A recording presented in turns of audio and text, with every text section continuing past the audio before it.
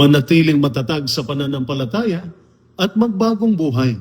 Ito po ang salita ng Diyos, ang ating gawain.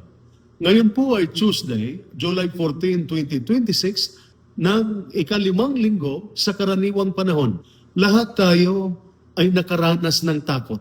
Kahit sundalo, nakaramdam din ng kaba sa misyon, sa panganib, sa problema ng pamilya, sa kalusugan, sa kinabukasang hindi tiyak. Sa unang pagbasa mula sa aklat ni Propeta Isaias, chapter 7, verses 1 to 9, si Haring Ahas at ang kanyang bayan ay natakot dahil may mga kaaway na naghahandang sumalakay sa kanila. Nanginig ang kanilang puso na parang punong hinahampas ng hangin. Ngunit sinabi ng Diyos sa pamamagitan ni Propeta Isaias, manatili kang panatag at huwag matakot.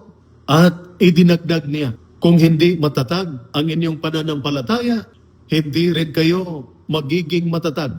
Malakas ang mensahe nito para sa isang kawal. Hindi sapat ang tapang ng katawan.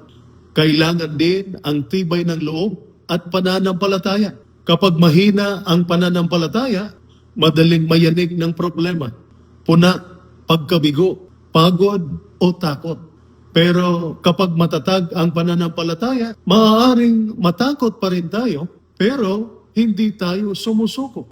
Maaaring mahirapan tayo, pero patuloy tayong kumakapit sa Diyos. Sa ating Ebanghelyo, mula sa Ebanghelyo ni San Mateo, chapter 11, verses 20 to 24, pinagsabihan ni Jesus ang mga bayan na nakakita ng maraming himala, ngunit hindi nagbago. Tumanggap sila ng biyaya, pero nananatiling sarado ang puso. Paalala rin ito sa atin. Marami na tayong natanggap mula sa Diyos. Buhay, proteksyon, pamilya, lakas, tungkulin, at pagkakataong maglingkod. Pero ang tanong, nagbabago ba tayo?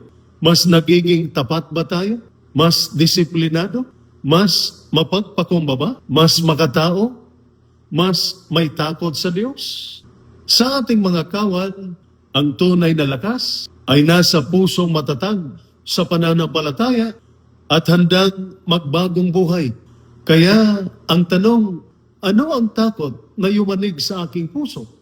Anong bahagi ng buhay ko ang kailangang baguhin? Nawa manatili tayong panatag, matapang at tapat, hindi lamang sa misyon, kundi sa Diyos, sa kapwa at sa bayan. Ito po ang salita ng Diyos, ang ating gabay. Manalangin tayo. Panginoong Diyos, palakasin mo ang aming pananampalataya. Kapag kami ay natatakot, tulungan mo kaming manatiling panatag, maglingkod ng tapat at magbagong buhay. Gawin mo kaming mga kawal na matapang, makatao, disiplinado at may takot sa iyo. Sa pamamagitan ni Kristo na aming Panginoon. Amen. At sumainyo at sa inyong pamilya ang pagpapala ng makapangyarihang Diyos, Ama, Anak at Espiritu Santo. Amen. Santa Maria, Ina ng Diyos, ipanalangin mo kami. San Jose, ipanalangin mo kami. San Miguel Arcangel, ingatan mo kami. Amen.